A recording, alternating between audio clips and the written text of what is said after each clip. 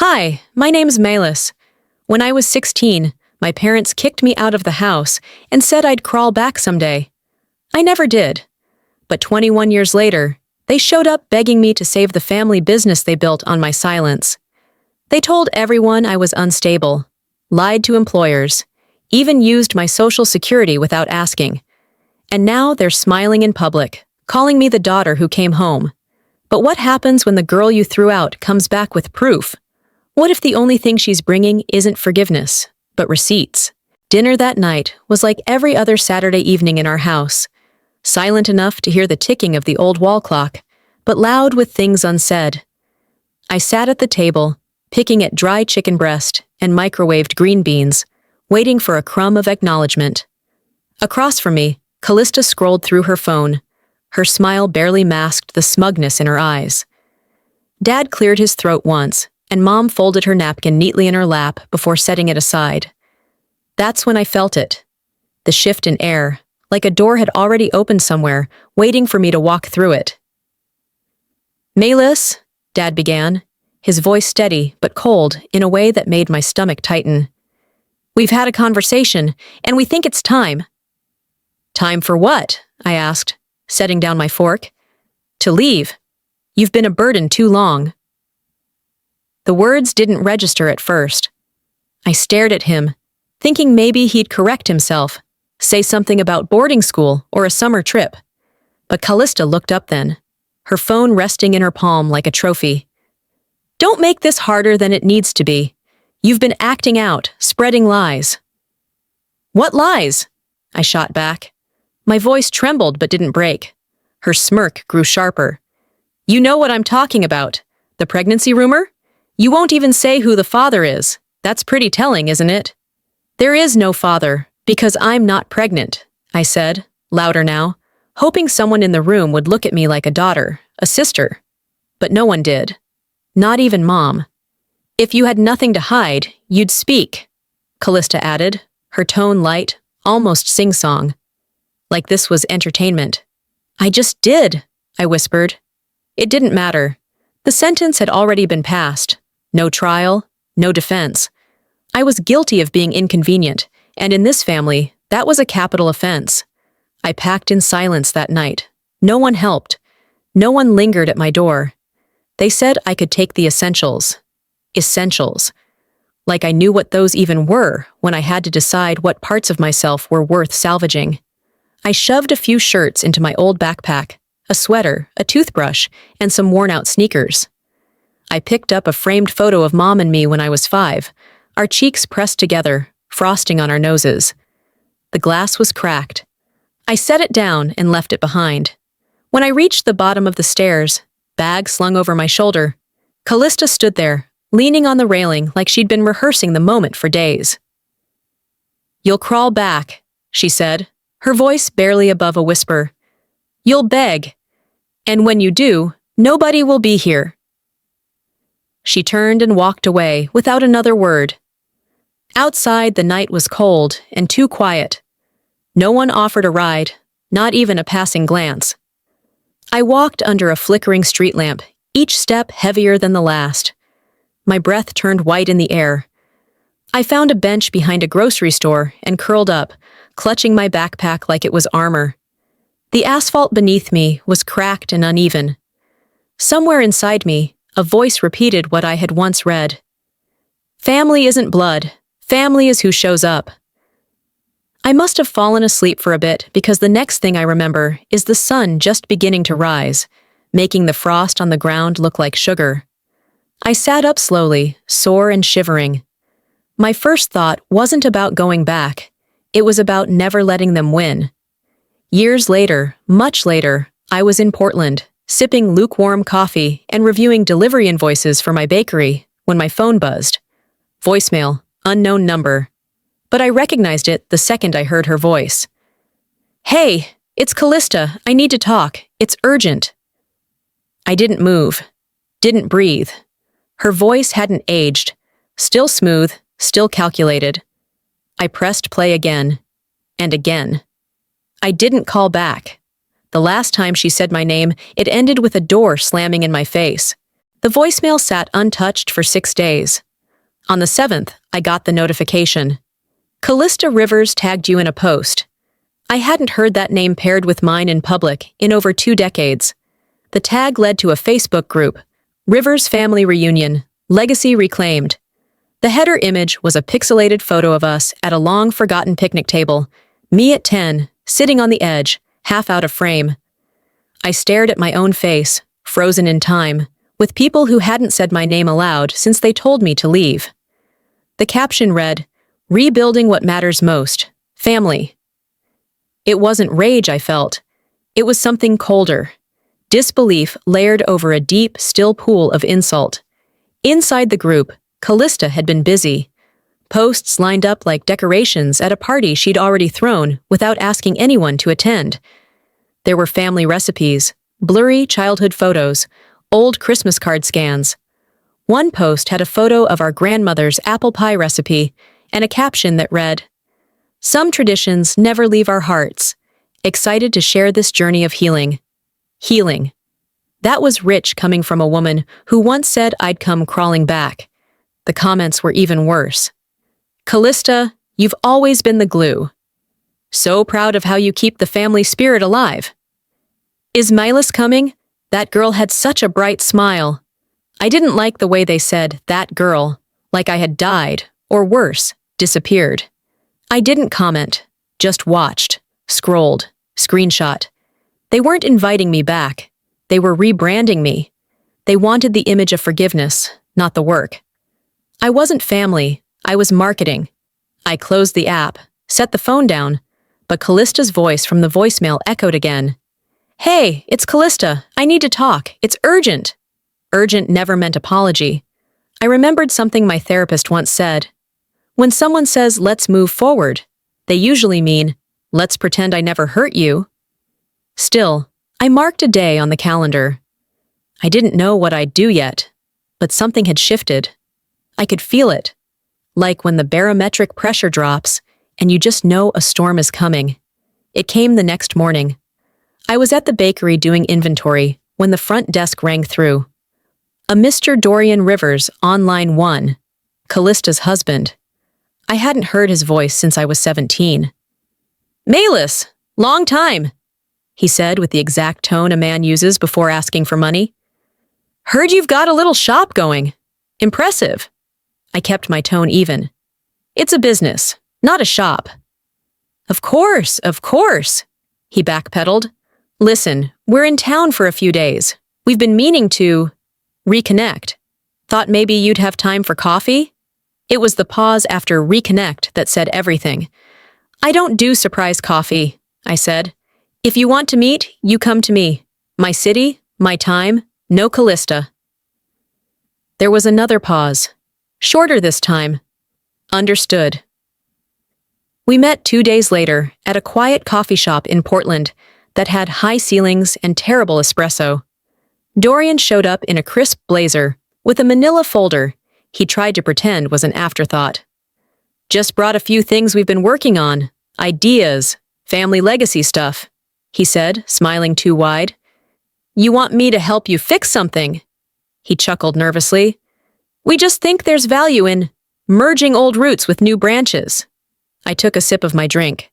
"How scalable is your business, really?" he asked suddenly, voice lower, more measured. "We've seen a few articles, but local success doesn't always translate." There it was, the audition I hadn't signed up for. I leaned forward. "I didn't realize this was an interview." "Oh no, not at all," he said quickly. "Just gauging compatibility." "You mean usefulness?" His smile thinned. We sat in silence for a beat. He tried to pivot, talked about Dad's health, the need for unity, the burden on Callista. I let him finish. I wasn't there for a history lesson. I was there to confirm one thing. They weren't offering me a seat at the table. They were sizing up how much weight I could carry for them without cracking. As he stood to leave, he reached for my hand. "This means a lot to us. To Callista." I didn't take his hand. "Tell her I got the invite. I just didn't realize I was the party favor." Back in my apartment that night, I opened my notes app and typed 6 words. They're testing my value, not reconnecting. And that's when I knew. This wasn't a reunion. It was a boardroom pitch I hadn't agreed to join. Sleep didn't come easy after meeting with Dorian. Even after the bakery closed and the apartment lights were dim, my mind stayed loud. I lay on the couch with my laptop open, a half-eaten muffin on the coffee table, and too many thoughts spinning to pin down. It wasn't just what Dorian had said. It was how neatly it aligned with everything I already knew about them. About her. I got up and went to my storage closet, the one I rarely touched. On the top shelf, shoved behind an old suitcase and a Christmas wreath I hadn't hung in 5 years, sat a weathered shoebox. I carried it to the dining table like it was something fragile and dangerous all at once. Inside were scraps of my old life, Polaroids with bent corners, notes passed in class, ticket stubs from movies I barely remembered. And near the bottom, folded carefully into an envelope that had yellowed with time, was a letter addressed in cursive I recognized instantly. Isolde. My grandmother's handwriting had a grace to it. Like every loop was a quiet rebellion against the harshness of the world. My breath caught as I unfolded the page. The paper smelled faintly of lavender. "Maelis," it began, "if you feel like you've been thrown away, know this. The trash doesn't reject treasure.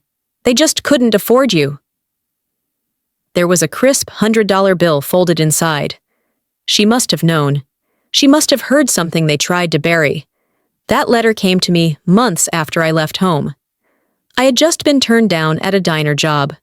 The manager, some guy with a grease-stained apron, looked up after making a call and said, "Sorry, your guardian says you're unstable. Mentioned drugs, some other things. Can't take that risk."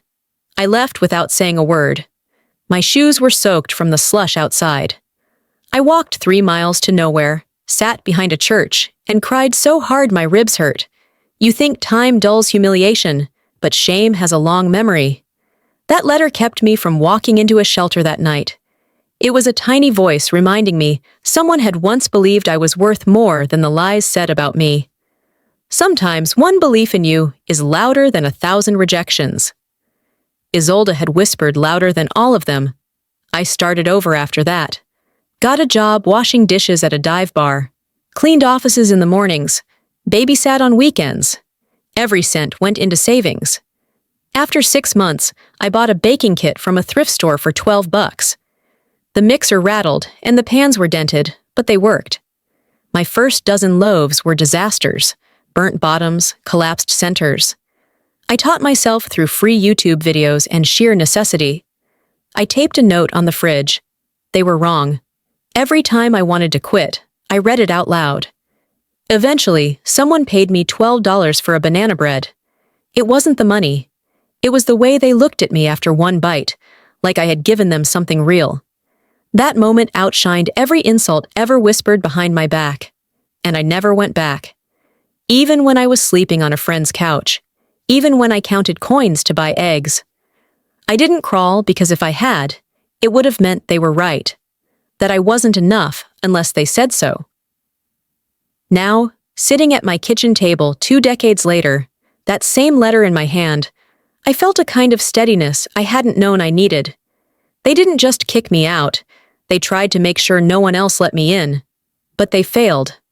I took a photo of the letter and saved it in a folder labeled "Proof I Made It." Not for the world to see, just for me. A quiet reminder that I survived on more than food and grit. I survived on defiance and one woman's belief. I stood and looked out the window. The city had softened into dusk.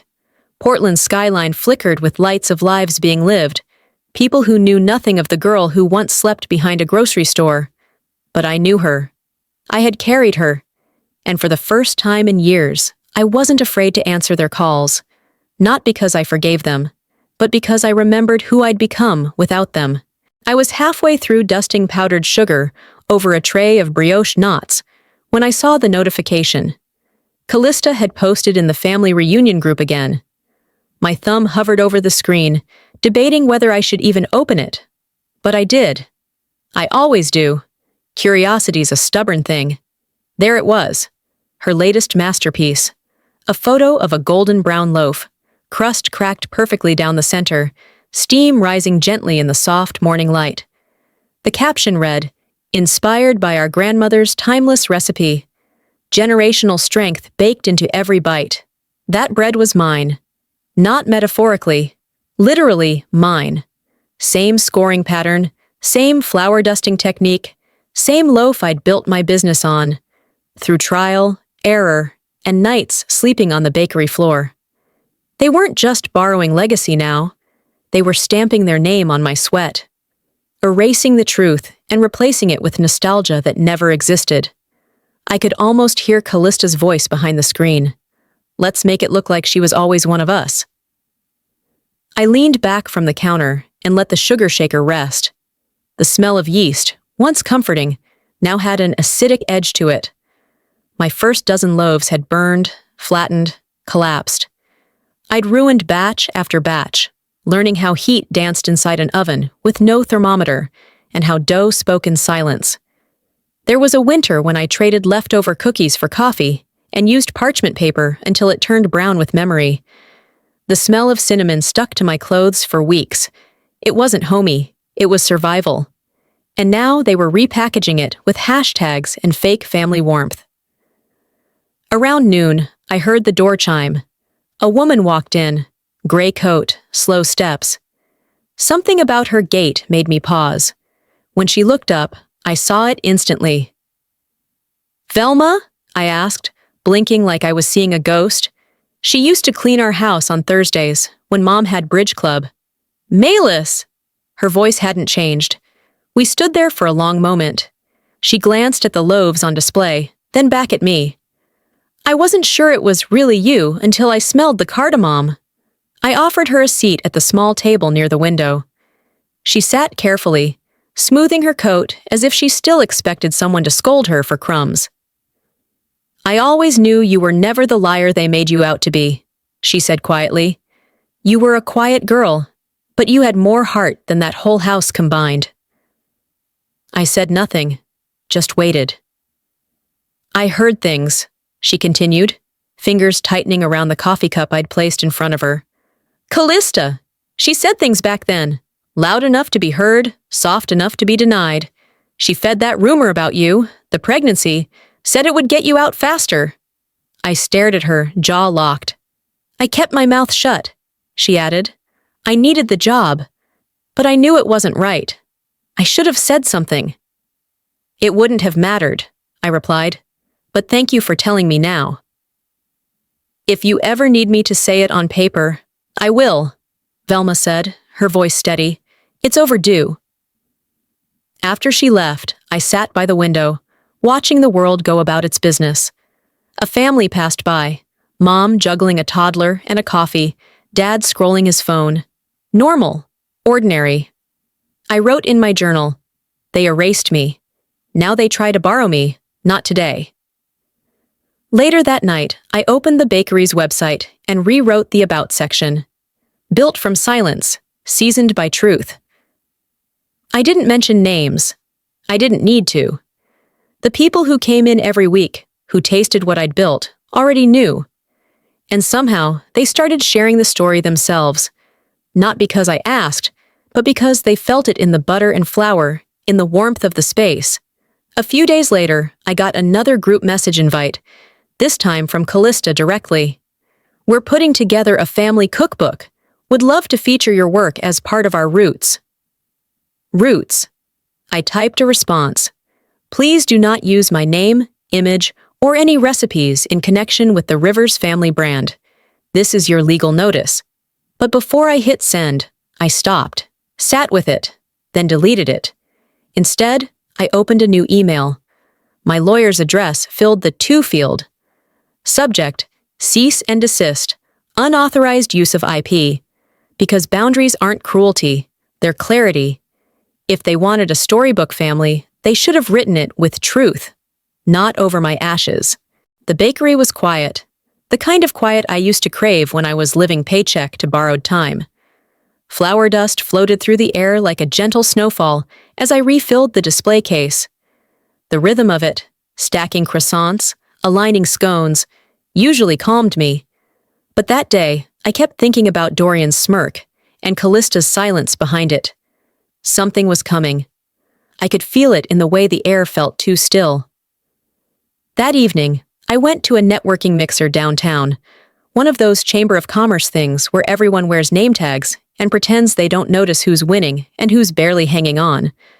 I almost didn't go, but something told me I'd hear something I needed to. And I did. Jude, my cousin's old friend, waved at me across the wine bar. We hadn't seen each other since high school, but she hadn't changed much. Same sharp jaw, same blunt mouth. "You're the reason Callista finally shut up for 10 minutes, she said as I approached. I blinked. "Excuse me?" "At the Rivers family dinner last weekend, your name came up. Whole table went tense." I raised an eyebrow. "They said they were gonna reach out," Jude continued, swirling her drink like this wasn't dropping a bomb. "Like, you'd be their comeback plan or something. We think it's time to bring her back into the fold, that kind of crap." My jaw didn't clench, but my heart did. I forced a smile. "Did they say why now?" Jude laughed. "The way Callista spun it? We've forgiven her, she lost her way, but she has something to offer now." Forgiven me? They cast me out, gutted my name, and now they were dressing it up like charity. I hadn't asked to return. I'd rebuilt myself from scratch, while they rewrote me like a side note in their own PR campaign. When I got home, I didn't bother changing out of my heels before sinking onto the couch. I stared at the wall, letting the silence stretch. My phone buzzed on the table. Private number. I let it ring twice. Then I answered. "Maelis." Her voice was the same. Even after all these years, Callista's tone carried the same syrupy edge it always had. Sweet on the surface, toxic underneath. "I know this is awkward," she started, "but you're still family, and we're in a tough spot." I didn't say anything, just let the silence grow teeth. "Dad's health isn't great," she continued, "and the company, well, there've been some complications. We thought maybe, given how successful you've been, you could help. We really think you could make a difference." She was trying to sound vulnerable, but all I heard was strategy. "You're asking for help," I said flatly. "A beat. We're offering you a chance to come home." That word, home, hit like a slap. I almost laughed. "If we talk," I said calmly, "it'll be on neutral ground. My city, my time, and I'll ask the questions." She hesitated, then agreed far too easily. After the call ended, I didn't wait for morning. I opened my laptop, searched public databases, court filings. It took less than an hour to piece together the outline of a family empire on the verge of collapse.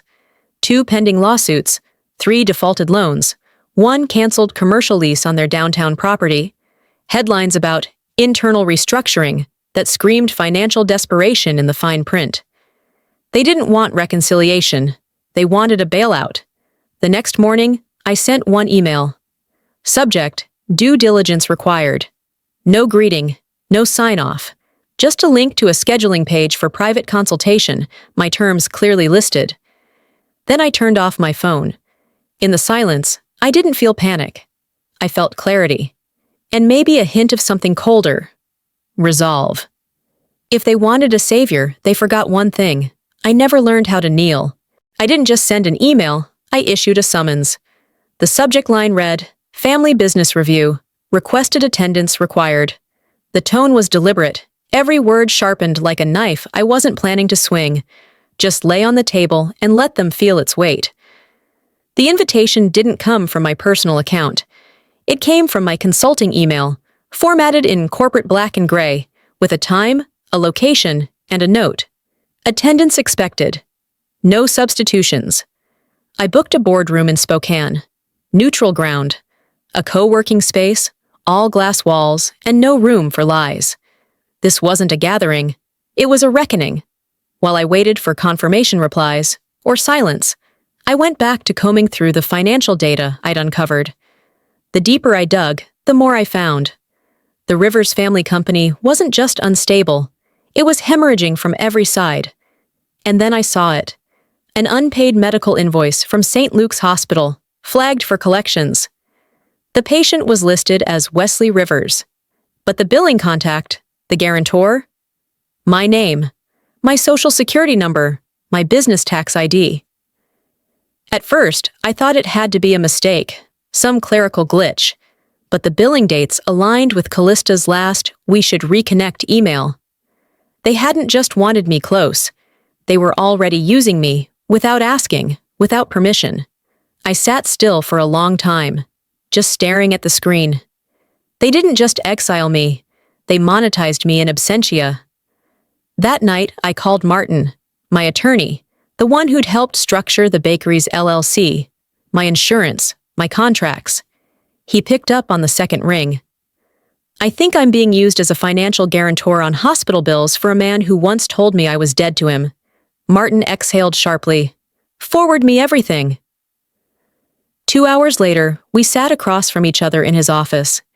He wore the same expression I'd seen the day he negotiated down my lease agreement from hell, a mix of disbelief and steely focus. "It's soft fraud," he said, "but it's still fraud." He advised restraint. Serve them the facts at the meeting. No drama, no accusations. Let the paper speak. "I don't want damages," I told him. "I want clarity." "Clarity," he repeated, nodding. "I can work with that." We printed folders, 12 of them, each one color-coded, labeled, tabbed. Financial summaries, timeline logs, copies of invoices, screenshots of unauthorized credit inquiries. Each folder bore one name. Each folder held a version of the truth they'd tried to write me out of. That weekend, I walked through the bakery after closing, taking in the scent of toasted almonds and burnt sugar. My staff had already gone. The ovens were off. The silence reminded me of the first nights I slept on the flour sacks, back when I couldn't afford both rent and rent. Angela, my lead barista, was the last to leave. She paused by the door. "Make sure they know what you cost them," she said softly. I didn't answer. I just nodded and went back to the office, where I pulled out the original rejection letter from 21 years ago. The one Dad left folded on my pillow with no signature. Just the words, "It's time you learn what the world really is." I packed it carefully beside the folders. The flight to Spokane was early. I boarded with a book I never opened and headphones I didn't turn on. I chose a window seat, and beside me, I left one seat empty. For the version of me they chose not to know. Tomorrow, I wouldn't ask for a seat at their table.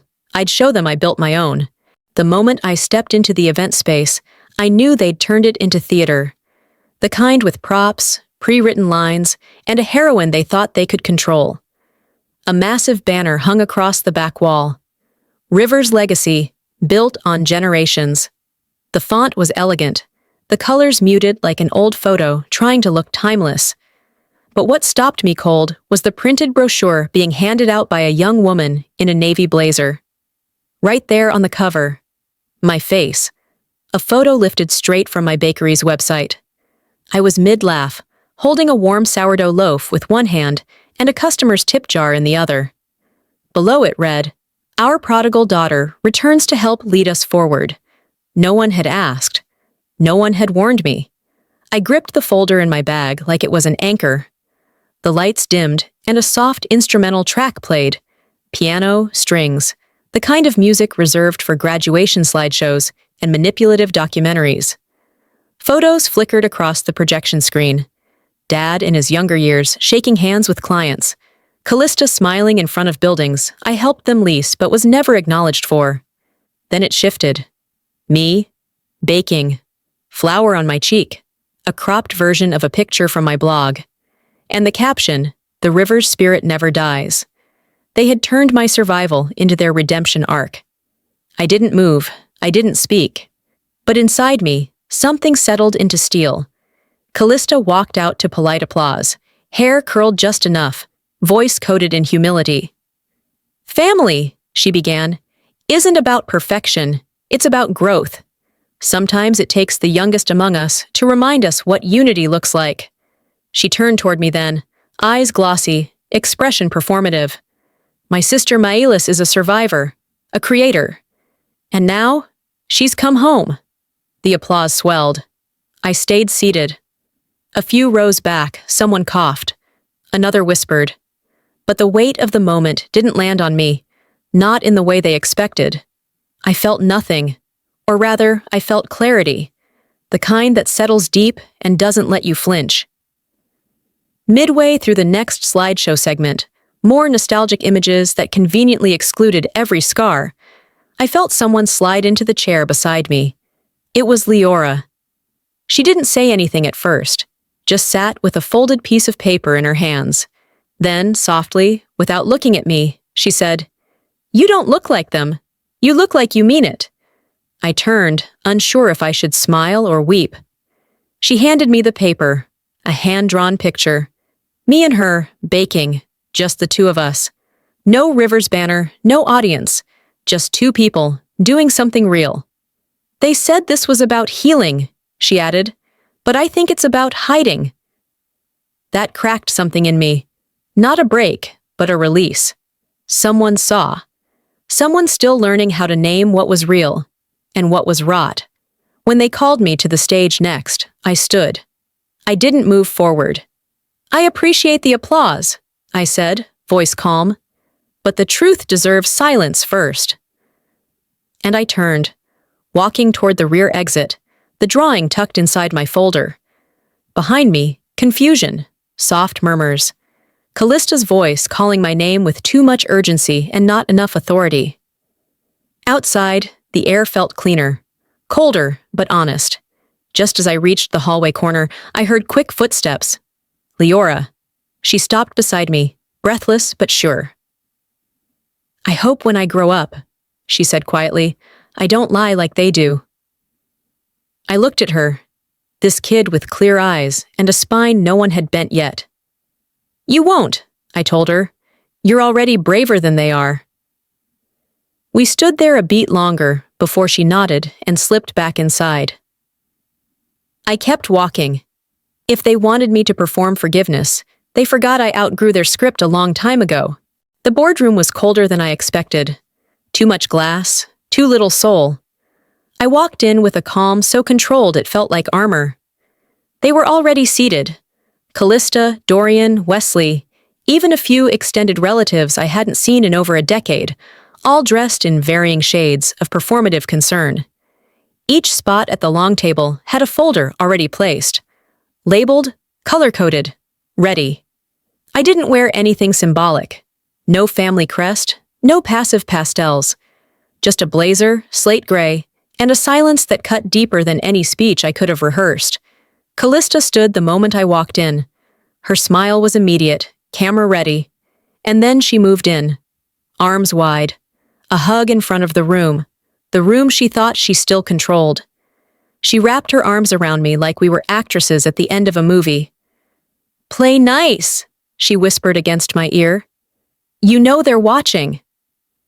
I stepped back, but not with force. Just enough. "I'm not here to perform," I said loud enough for every seat to hear. "I'm here to present." And then I sat. The chill in the room was instant, but I'd stopped caring who felt uncomfortable when truth entered the building. I opened my bag, pulled out the stack of folders, and handed them down each side of the table. "Before anyone speaks, I'd like you to review the packet in front of you," I said. "It contains documentation regarding unauthorized use of my business likeness, my personal financial credentials, and selective brand manipulation under the Rivers name." They hesitated. But curiosity always outweighs denial. They opened the folders. Inside were screenshots, images from my website they'd cropped and pasted into legacy pitches, invoices from St. Luke's Hospital, with Wesley Rivers listed as the patient and me as the financial guarantor. A detailed list of credit checks run using my social security number. And then, a line I had written on the final page of every packet. "You didn't just cut me out. You kept my name and used it like currency." The silence was not the stunned kind. It was the defensive one. Callista blinked fast. This, this has to be some kind of misunderstanding. Wesley cleared his throat. No, I cut in. You don't get to misplace my life and call it misfiled paperwork. Dorian leaned forward. Let's not jump to accusations. Accusation? I interrupted. That word implies this wasn't verified. Martin's voice, calm and precise, chimed in through the video call now projecting on the conference screen. Everything has been cross-referenced with public databases.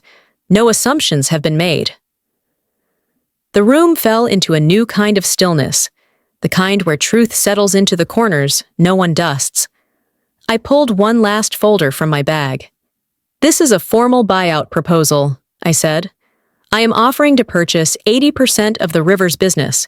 The terms are detailed, non-negotiable, and backed by my firm. This isn't charity, it's structure. You can sign, or you can collapse. I'm done explaining which path I've earned. Gasps, some muttering. But no one argued. They knew. I stood then, smoothed the front of my blazer, slid the last copy of the proposal across the table toward Callista. No one clapped, no one moved, and that was the loudest applause I'd ever received. At the door, I turned once. Just once. I never came back, I said. I walked forward. You just finally turned around and saw what you left behind. And just before I closed the door, I saw Callista's hands tremble. Her empire built on erasure, now trembling in clarity. The house didn't feel like a home anymore. Not that it ever truly did for me, but now it felt gutted, as if the walls themselves had absorbed too many lies and finally spit them back out. The air was thick with unspoken things. No yelling, no forced smiles, just the weight of defeat pressing against every surface. I returned only to retrieve documents I'd left behind, things that technically weren't worth the drive, but I didn't want them in anyone else's hands. As I stepped through the front door, no one greeted me. I didn't expect them to. The hallway was empty, but it didn't feel vacant. It felt loaded, like the silence had grown legs and was pacing slowly, daring me to speak first. I didn't. I passed the formal dining room, the one they always reserved for guests who mattered. A few chairs were still pushed out, as if the people who had sat in them were in too much of a hurry to leave. Or maybe they just didn't want to face the room once I'd walked out of it. I turned a corner and saw the staircase. That damn staircase. I paused at the base of it, just like I had the night I was thrown out. Callista had stood there, leaning against the rail like she owned not just the house, but my future. And there she was again. This time, not leaning, not smiling, just standing. No smugness, no armor. I looked up at her, then stepped up 2 stairs so we were eye level. You stood here, I said quietly, and told me I'd crawl back, that I'd beg. She didn't reply. I tilted my head slightly. Well, here I am, not crawling, not begging. Her lips parted, as if to form some sort of apology, but then they closed. She nodded once, just once, and turned away. No defense, no admission, just absence. I didn't follow. Instead, I climbed the rest of the stairs and opened the door to what used to be my room. Nothing had changed. Same dusty posters on the walls, same bookshelf missing its second shelf. The bed was neatly made, untouched. The only new addition was the dust, and even that felt deliberate. I crossed the room, opened the bottom drawer of the dresser, and there it was. The necklace. My mother's. She used to wear it to every school play, every doctor's appointment, every milestone. After she died, it vanished. I'd always suspected Callista had kept it. Her unspoken declaration of being the real daughter, the one who fit, the one who stayed. I held it in my hand. It was lighter than I remembered. My mother's voice echoed in memory. Never beg someone to see your worth. Wear it. I didn't put it on. Instead, I carried it downstairs, into the kitchen, where the air still smelled faintly of old onions and denial. I placed the necklace on the center of the dining table. Next to it, I left a note. This never made you the heir, just a thief with better timing. As I turned to leave, I heard footsteps. Dorian's. "Maelis," he called gently. "Can we talk? Privately." I didn't stop walking. Instead, I pulled out my phone, opened my recent email thread, and hit forward. Subject: Legal counsel contact. For settlement, only. No words, just a number. They wanted me emotionally bound again. I gave them paperwork instead. Upstairs, I grabbed the small suitcase I'd stashed in my old closet. I zipped it up in one motion. On my way out, I passed Leora in the hallway. She didn't flinch or look away. "They're afraid of you now," she said, voice small but certain. I smiled for the first time that day. "Good. You're the one worth watching." She didn't reply. She didn't need to.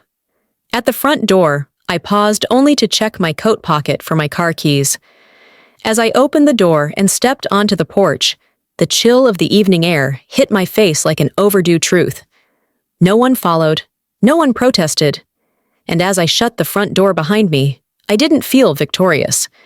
I felt done. 2 days after the boardroom implosion, I received an encrypted message from Martin. Subject: Urgent. Unauthorized disclosure. Attached were screenshots. A file I'd shared exclusively with Avon, my cousin, had been forwarded to a competitor's legal team. My notes, summaries, flagged liabilities. It was all there, repackaged in a thread titled Potential Leverage, Rivers Holdings. And at the top, Avon's email address. I didn't scream. I didn't even blink. I forwarded the email to Martin with a single line. So much for blood. By the next morning, local business blogs had caught wind of the fallout. Anonymous sources, audit rumors, whispers of internal fraud. One headline read, "The empire that built itself on silence faces its loudest reckoning." The worst part? Callista's face was on the evening news. Lipstick perfect, expression rehearsed. "We're just trying to heal as a family," she told the camera. Unfortunately, not everyone shares that vision. Her voice trembled at the end, just enough for viewers to interpret as emotion. What they didn't see was the panic in her eyes. But the community did. Comments rolled in beneath the articles. "I worked for Maelis. She never once used that name for profit. She built her business in our neighborhood when no one would rent to her. Real family shows up." And then Leora. Her drawing showed up on Reddit. A hand-sketched portrait of me behind the bakery counter. The caption, "You don't need the same last name to be family." It was signed simply L.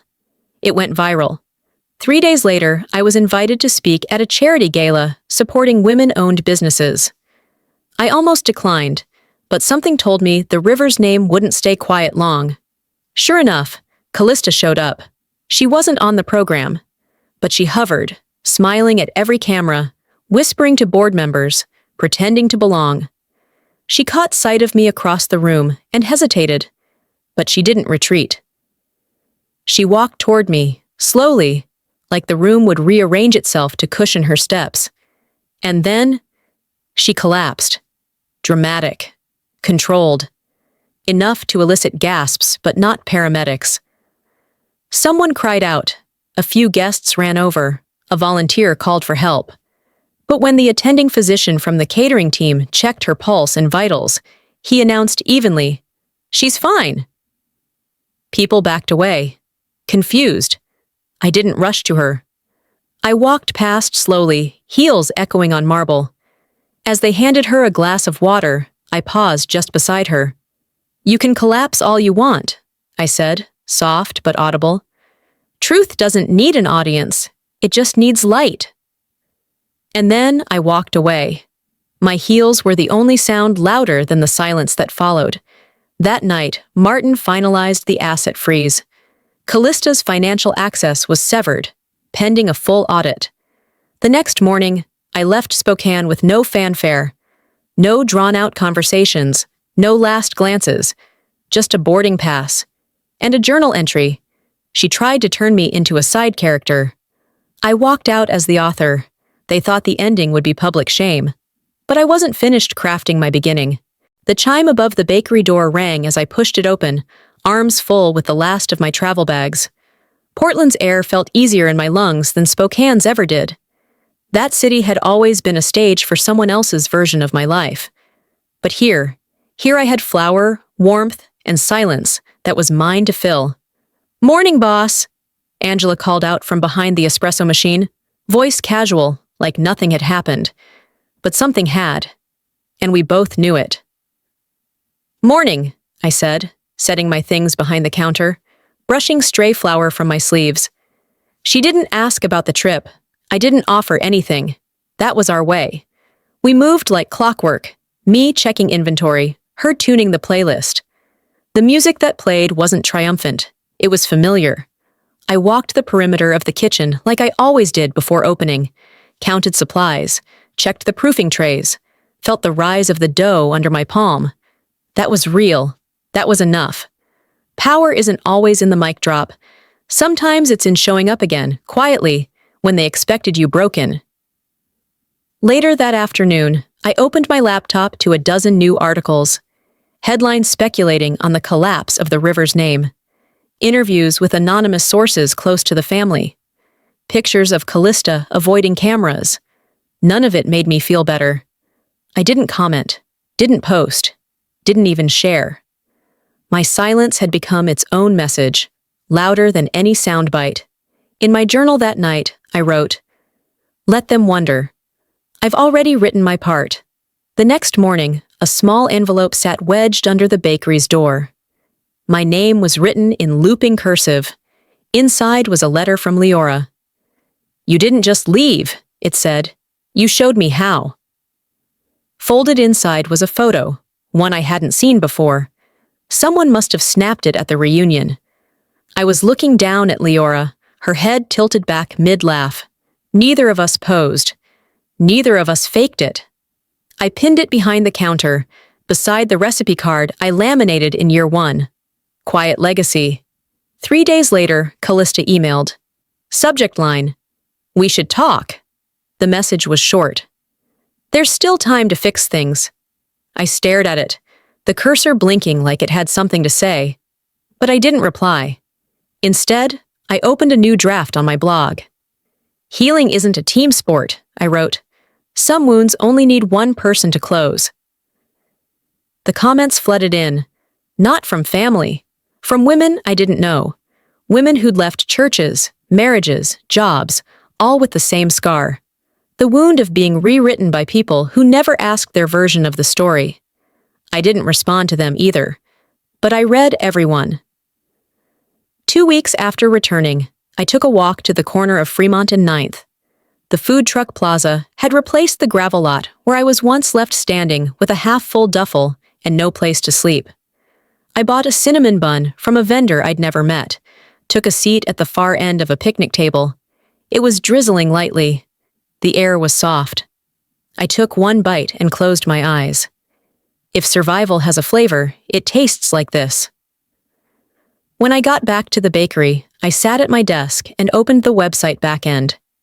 I deleted the line that said, "Family-inspired tradition," and typed, "Crafted by the one they left behind, loved by those who showed up."